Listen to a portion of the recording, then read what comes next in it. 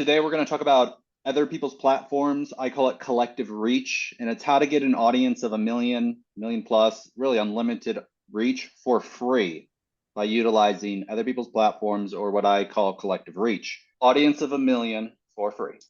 So other people's platform, or OPP, Forbes Riley talked about this. I don't know if she's the originator, but here's really what it is, guys. It's sharing accounts, right? I have a social media account, you have a social media account. We're going to share each other's platforms. So here's an example, a real life example, okay? So we have our first social media account. This is me. This is my YouTube channel. I have about 1,000 subscribers on YouTube. I know a guy, his name's Corey ASMR. He has over 230,000 subscribers on YouTube. Okay, a lot more than me. If we combine, you see that he adds 1,000 and I kind of make out like a bandit here. I get 230,000 extra views if we share our social media accounts. So how do we do that? So this is the real life example. I did this exact strategy with my good friend Corey ASMR. Okay, huge channel, different audiences, but still works. So we did a podcast together. Okay, we did this podcast down here, and Corey shared that podcast on his community tab on YouTube. So on YouTube, you're able to do like a post you do on LinkedIn or Facebook. And he was essentially able to reshare the podcast that we did together to his subscriber base of 232,000 people. Now, it doesn't go out to all 232,000 people, but it goes out to a large number. And he posts multiple videos a day. So 100% of your subscribers don't see everything you post, unless it's a really good video and YouTube thinks they all should, right? But they do it kind of a test like they do on all content. Okay, so here's the podcast. And when he did that, when he shared it, it became one of my most watched videos. Okay, and we're going to go into this in the back end. So when he shared that video to his community, you'll see this giant leap right here, right? And it got a total of 14,800 impressions. That means that 14,000 people from his follower account were exposed to the thumbnail image. They were given the option to click on it. Now, only about 5% of the people clicked on the video. And to show you kind of the difference, here's a normal video that I post. It gets about 1,000 impressions, maybe a 1% click-through rate and 20 views. When we're using OPP, 14,000, a 5% click-through rate, and a lot more views, right? So 14,800 impressions times 5.2% click-through rate, that equals 769 total views out of the 855. And I can tell, and I know that to be true because in the YouTube analytics, they actually show me where the traffic of that video came from. And I can see channel pages. That's another term for that community tab. 89% of the total 855 views were from a channel page, meaning Corey's, and that actually comes out to exactly that number. So I can safely say Corey gave me an additional 769 views on that video. Okay, and it's just another iteration of that information there. Okay, channel pages. Cool. So that video that he shared to his community tab was, probably the easiest way for me to get a lot of views on YouTube with a pretty small following, is by teaming up with other people. Okay, click-through rate, which we talked about before. I thought somebody might have a question on this. What is a good click-through rate to go through? Google, who owns YouTube, they say the average is, any percentage that's better. So my percentage is around like 1 to 2% click-through rate. So 5% is high. But they say that 50% of YouTube channels have a click-through rate of 2 to 10%. So Corey, by bumping it up to 5%, really helped, right? Okay, so that's OPP generally. I take a little bit different of a twist on it, okay? So I'm going to talk to you about something I call collective reach. So I love online networking. You guys see me all over online networking events. I really like it. And I think there's such potential here if we all actually focused on working together. It's sometimes hard, though, to work together as a business, right? Like, if it's a salesperson and salesperson, I mean, what do you do? Refer each other business? That comes once in a blue moon, right? Or, it's just kind of hard, right? I always thought, man, we have social media.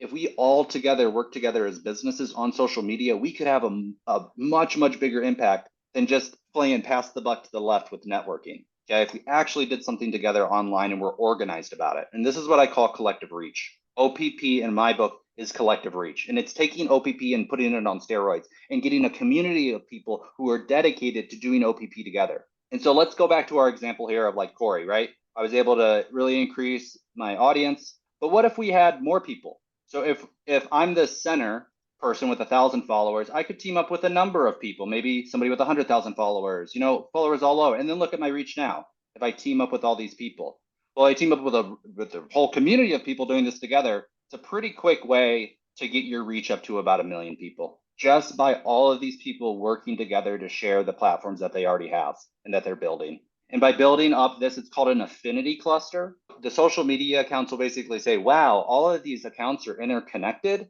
They share similar audiences. And so they're actually able to distribute those audiences. It basically grows the entire space. It grows that entire network. And it's going to just draw more and more and more and more and more people into that circle. A easy way that we could all have a podcast on YouTube. YouTube is the biggest podcasting platform in the world. We could all just, like Steve Ramona does, right? He just gets everybody on the podcast. What if all those podcasters had a podcast and had Steve on, right? Like, how big would Steve be then? Huge.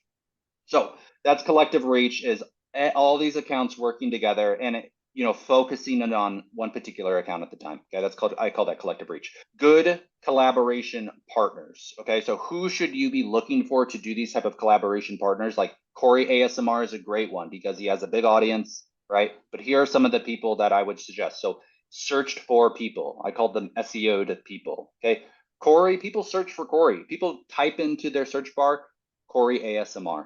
So large social media creators, YouTubers with high engagement rates and high subscriber count, because they can use that community tab to share your YouTube video with their entire subscriber base. Another one, always been kind of a classic, is authors. So if you find an author who is maybe working with a publishing company who's going to release a new book, try to get that author on, try to be one on their circuit, right? Or somebody who released even a music album, right? That's really popular. But authors and niche influencers and podcasters. So, it doesn't have to be the person with the biggest subscriber count, but if they're exactly your audience, somebody with 10,000 followers, like Oz, who's an artist, maybe he knows another artist they have a really, good exhibit, or they got a really good piece that's going viral online.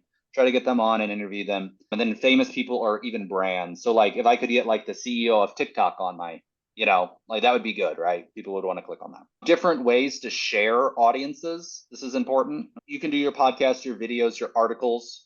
Okay, so like I can have Barrett on my podcast. I'm going to go into this in the next slide, but I want to make sure to include Barrett's name and his business. I'm going to show you all the information that you should include to make sure it gets linked back to Barrett. But you can share it through your YouTube community tab.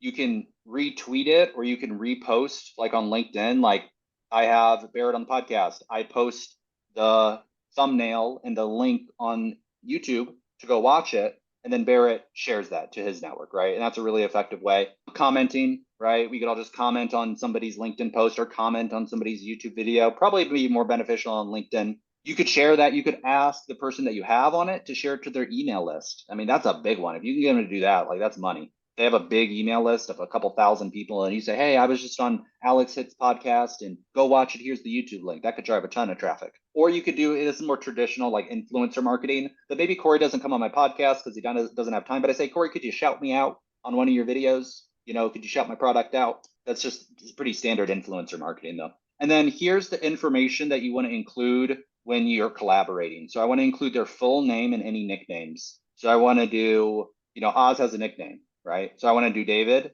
his last name, but I also want to include Oz in there. I also want to do his business name and any other business names. This is information I'm getting from Sharon Miller, the Google gal, who, knows a lot about SEO and how to categorize. And this is information from her, right?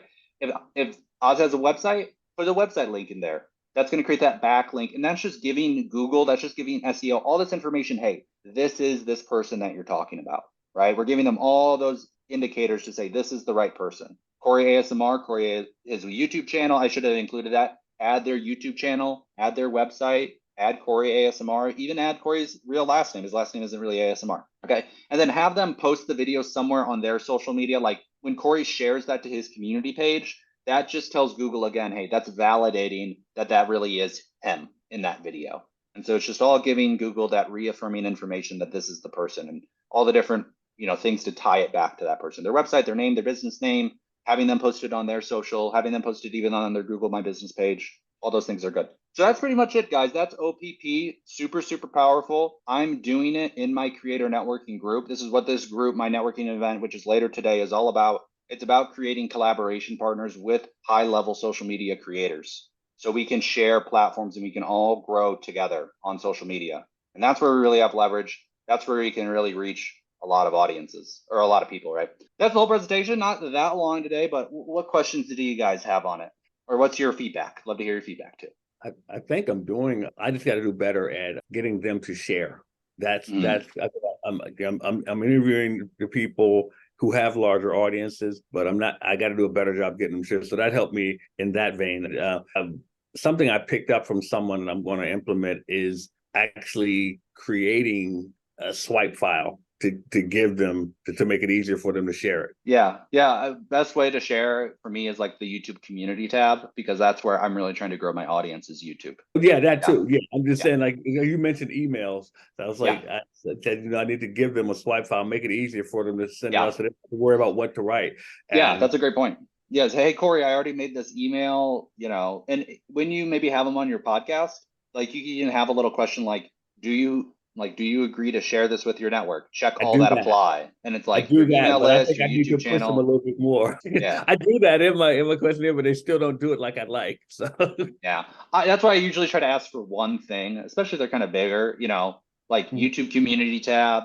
If they're really big on LinkedIn, yeah, have them reposted on LinkedIn. Just whatever their biggest platform is, I like have them that. share it there. Say I like, like that. what's your where do you spend most of your time on social media? And where's your Mhm. biggest following and your engagement? And that's the platform. Because you're right. Like if you ask That's somebody, a could you good share it to question. your email list and your YouTube channel and this, they're gonna be like, yeah, I retweeted it, unless No, they're but really that's a good nice. question, though. That's a good question to ask them. It's like, where do you spend most of your time on it? Because if Hmm. that's where they spend their time, I need to cater to that. So Yeah. but I do like the YouTube community. That's big. I like that. Yeah, the YouTube community tab is big. That's big. If you can really team up with YouTubers and just tell them about the community tab, most people don't know about it. Most people have never posted to their community tab at all. Can you show us the YouTube community tab? Because I have no idea what that is, where it Yeah, is. yeah. Let me bring that up. Can you guys still see my screen? No. Oh, you can't? No. Okay, it's okay. I brought this tab up and I can't get rid of it. Okay. This is what Okay. happens when you move from Hawaii to Utah. Right. Okay. So YouTube, here's my YouTube channel. Okay. Videos. So this is where all my long form videos are located. You'll see I have my different podcasts here, my different trainings. Okay. My shorts tab on YouTube. So this is where all my YouTube shorts are, all my short form video. All of my live streams are here. My pod are all here. My playlist are all here. My community tab is here. And when I post see, this is the one thing I did post. I posted a poll. Hey, what would you like to see more of? Everybody said podcast. What this is going to do is it's going to display it in the home screen and people are just going to see it when they're scrolling essentially. Okay. And then I have my different channels in my about section, but you'll just see it. You'll just see kind of a community post when you scroll. I don't know. Since they're not used a lot, you don't see them often because most creators don't use it. But yeah.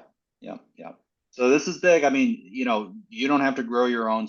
Essentially, you don't have to grow your own social media account. You can team up with people who already have a large social media account and ride their coattails, right? Now you want to build your own account, right? You want to build your own reach and your own community, but this is definitely a fast track. It's probably the fastest way, even over paid advertising or anything, to get organic traffic to build your following in a quick way. So we should basically be interviewing each other on podcasts. Well, it's not going to be very helpful if you're interviewing somebody who doesn't have any reach. Well, You know what I mean? It's a start, sure, it's a start, but like I've interviewed a lot of people and they're not being searched for, and so it's not really going to move the needle, right? Corey, who has a big following, that is going to move the needle, and even him, 230,000 followers, right? That's a lot. He only brought about 1,000 views, right? So you got to think about somebody who maybe has 1,000. How many are they going to bring? 5, So I should go out and interview LeBron and P. Diddy. It's a start. Ideally, yeah, in an ideal world, yeah. Okay. Yeah, but you can. I mean, if everybody in H7 said, "Hey, we're all going to start a podcast and we're going to do this," we're all going to interview each other. Would it work? Yeah, it totally would. Because, like I said, you're interconnecting all of those accounts. We'll see. It takes a lot of effort to do it. If you're going to be a content creator, it takes time. I think Steve is doing it great because he just records it. He doesn't edit it. He doesn't, he just, hey, let's hop on a Zoom call. Let's record it. Let's put it up there. I do mine a little bit differently because I repurpose all of mine into YouTube Shorts and I have my own kind of editing process for it. But I think everybody could do what Steve's doing and it would help their business and it would be a good thing. And Alex, you recommend, when one of your trainings I took quite a while ago, doing it in a vertical format, which shows Correct. up much cell phones instead of this way, do it up and down. Could you Yeah. just, people who haven't seen that in the minute or so we have left? Yeah. So these are all of my different podcasts. Okay. And I edit them in a particular way where all of my podcasts, I take out all the pauses, I take out all the ums, all the all the knows, all of that stuff. And then I stack the video on top of each other and I put the captions here in the middle. And I do that because this is the perfect format for a short form vertical video. YouTube just released, and you can watch, I have a training on it, but YouTube just released something called the remix feature. And the remix feature allows you to take a 15-second clip from any long form video and automatically turn it into a YouTube short within 2 clicks. Wow. So here's a video that I did with Danny Delvecchio. Okay. This is just a 15-second clip from our podcast. And I did a little call to action here. Click the link below to watch the full podcast. If they see this YouTube short, which over 18,000 people saw this YouTube short, they have an option to click here. If I use the remix feature, if they click here, they go directly into the long form video. And you can do all of this on YouTube. You can do all this on YouTube. YouTube's the biggest podcasting recording platform, biggest video platform. That is huge, guys. Like, because most podcasts never get seen by anybody. Why? Because there's no such thing as a viral long form video. That's called a Hollywood movie or your Joe Rogan, right? But short form videos do go viral.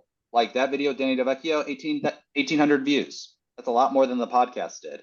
But it just brings traffic, or it brings attention to the podcast. Otherwise, like, how are you going to get people to your podcast? Like your email list, or, there's not a way to really promote your podcast except through like shorter form content, right? Well, also, trending things, like ChatGPT, Google Bard, and all of the other things that they're teaching today in the other rooms. But, hey, I got to be with my boy Alex sometimes. Yeah, you could use like, Bard. You could say, hey, here's all the information on Oz, create some more, whatever, we'll leave it there. Yeah. Well, thanks, guys. Any more feedback on it? Is that like super stupid obvious that is, a strategy, or should I talk about this again? What do you guys think? I think we can expand on it, definitely. I mean, there's a lot of information jammed into 20 minutes. Yeah, I probably could have gone slower, but go ahead. No, I learned that, what I can do to get them to put it out there more. The YouTube community was a game changer. I didn't even think about that. Yeah, the community tab. Yeah, it's big. And like I said, it's completely underutilized. And they'll repost it and they'll be like, oh, sure, whatever. You could even just ask people, hey, would you mind reposting this to your community tab? Maybe it doesn't even have them in it. You know what I mean? You don't have to do a collab with them. I mean, it'd be helpful. They would be probably more willing, but you could just reach out to somebody and say, hey, like I saw a whole business the other day that was just telling people, hey, we'll help you pay people to essentially do that. They called it like Instagram shout outs. This has been going around. It's just influencer marketing, paying somebody to share it to their community.